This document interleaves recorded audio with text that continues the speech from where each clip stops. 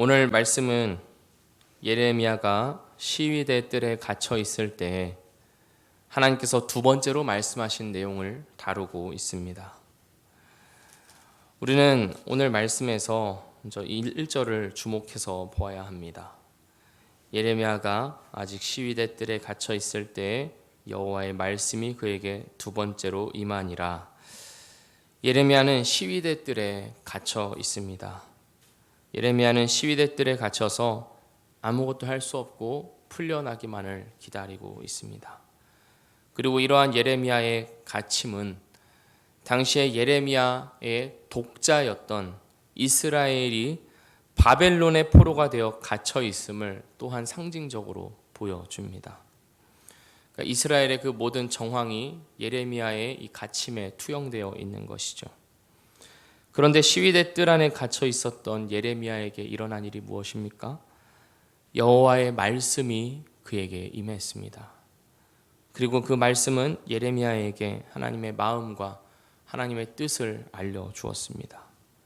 그리고 예레미야처럼 갇힌바된 이스라엘은 자신들을 향한 하나님의 뜻이 심판과 저주에서 끝나는 것이 아니라 회복과 번영, 그리고 영광과 환희로 이어진다는 것을 알게 되었습니다. 소망의 말씀이 그들을 향해 선포되기 시작하였습니다.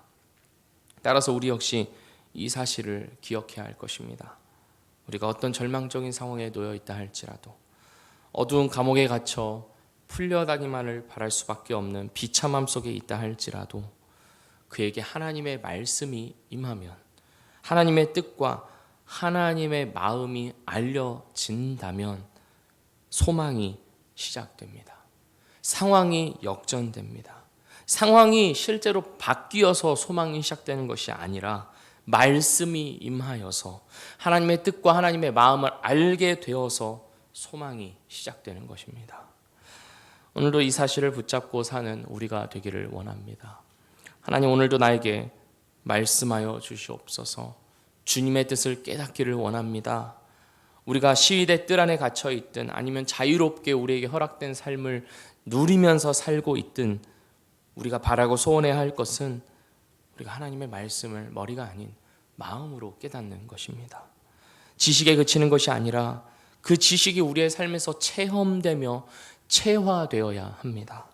하나님은 말씀하시는 분이시기에, 그리고 하나님 그분 자체가 말씀이시기에 말씀을 알고 깨닫고 믿고 순종하는 것만이 우리로 하여금 하나님을 알게 하는 것입니다.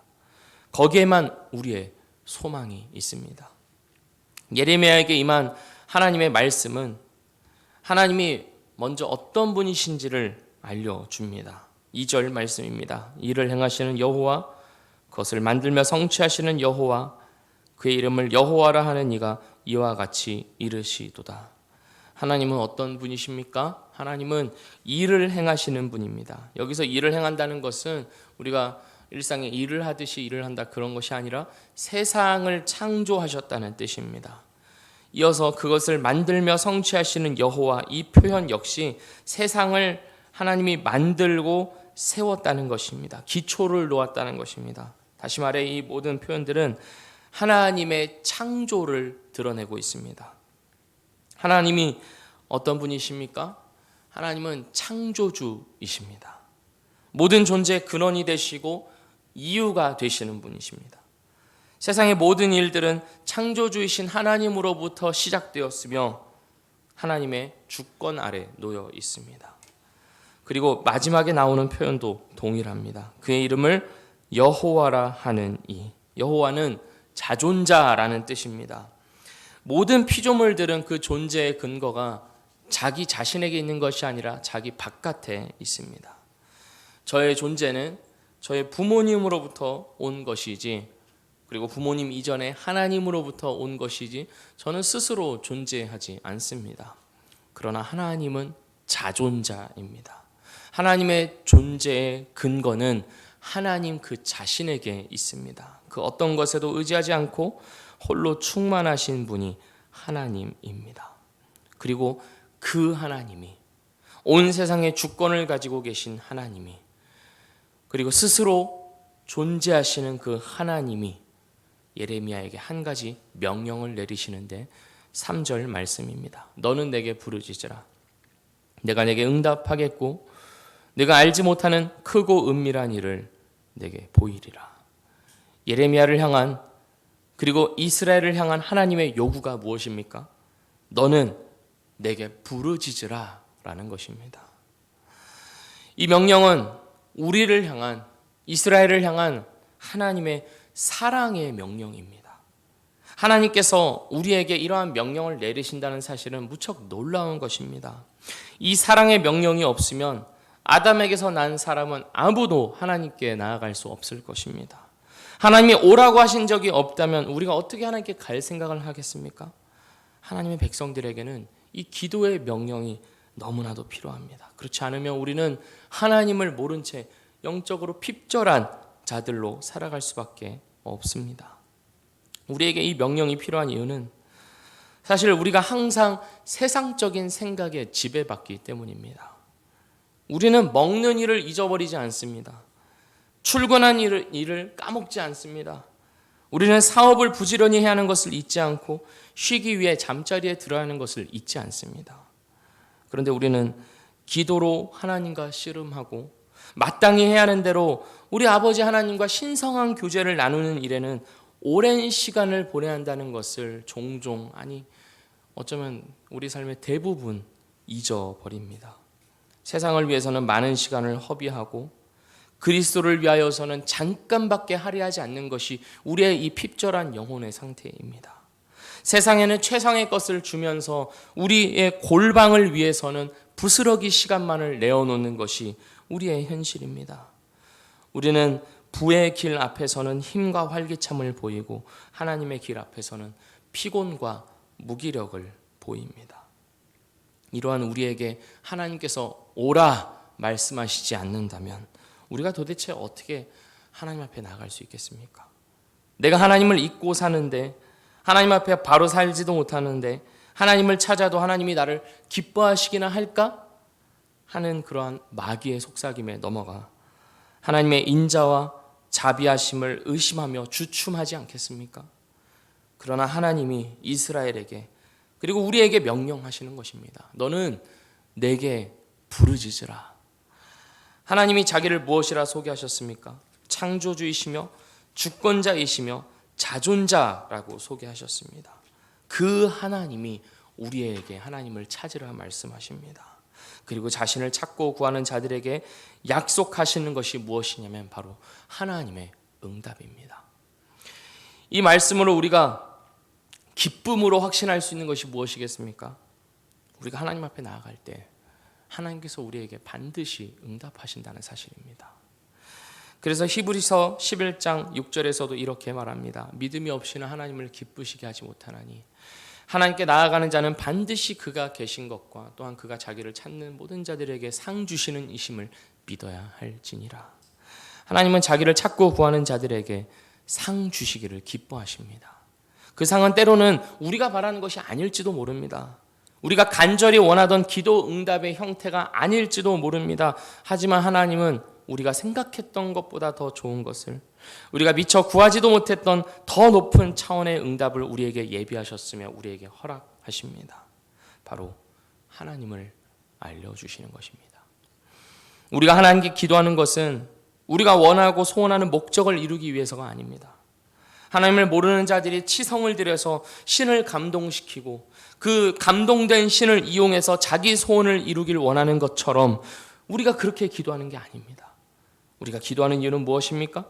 하나님께 가까이 나아가며 하나님과 교제하기 위함입니다. 우리가 기도하는 이유는 하나님 그 자체에 있습니다. 이 땅에 머물러 있는 우리의 시선과 마음이 끌어올려져서 하나님을 바라보며 이 땅의 차원과는 비교할 수 없는 복을 주시는 하나님을 바라보기 위하여서 우리가 기도를 합니다. 그 하나님을 보는 것만이, 그 하나님을 만나는 것만이 우리에게 만족과 기쁨을 주기 때문입니다. 하나님을 찾고 구하는 자들에게 주시는 구체적인 응답이 무엇입니까? 오늘 33절, 3절의 후반절입니다. 네가 알지 못하는 크고 은밀한 일을 내게 보이리라. 하나님이 우리에게 말씀하시는 것이 무엇입니까? 우리가 알지 못하는 차원이 있다는 것입니다. 하나님을 찾고 구하지 않는 자들은 절대 알 수 없고 볼 수 없는 것들이 있다는 것입니다. 크고 은밀한 일입니다. 이것이 너무 아이러니한 표현이 아니겠습니까? 크면 잘 보이고 잘 드러납니다. 그것이 이 세상의 원리입니다. 크면 클수록 환영하고 인정합니다. 그런데 하나님의 일은 그 무엇보다도 큰데 동시에 은밀합니다. 감춰져 있습니다. 아무에게나 보이지 않습니다. 하나님께 부르짖으며 하나님을 찾고 구하는 자들에게만 보입니다. 내가 보고 싶다고 볼 수 있는 것이 아니요, 하나님께서 보여주셔야 볼 수 있는 크고 은밀한 일입니다. 우리는 이 사실을 인정해야 합니다. 우리는 하나님에 대하여서 안다고 생각하지만 사실 우리는 하나님에 대하여서 모르는 것이 훨씬 더 많으며 사실은 아는 것이 거의 없습니다.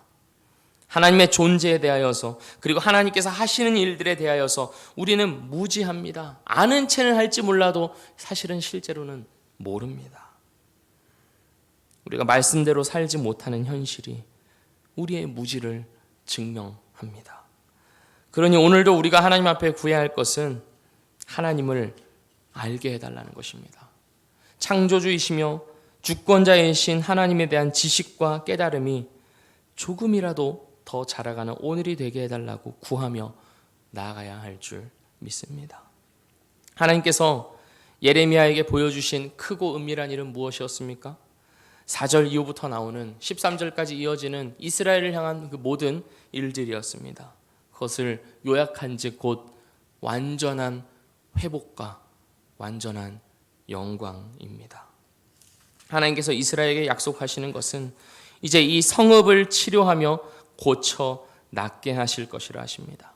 유다의 포로와 이스라엘의 포로를 돌아오게 하여 처음과 같이 세울 것이라 말씀하십니다. 무엇보다도 8절을 보면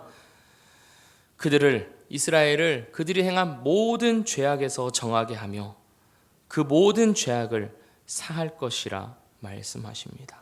그로 인하여서 이스라엘이 세계 열방 앞에서 하나님의 기쁜 이름이 될 것이며 찬송과 영광이 될 것이며, 그리고 세상 열방이 이스라엘에게 베푼 그 복으로 말미암아 놀라고 두려워하며 떨리라고 말씀하십니다.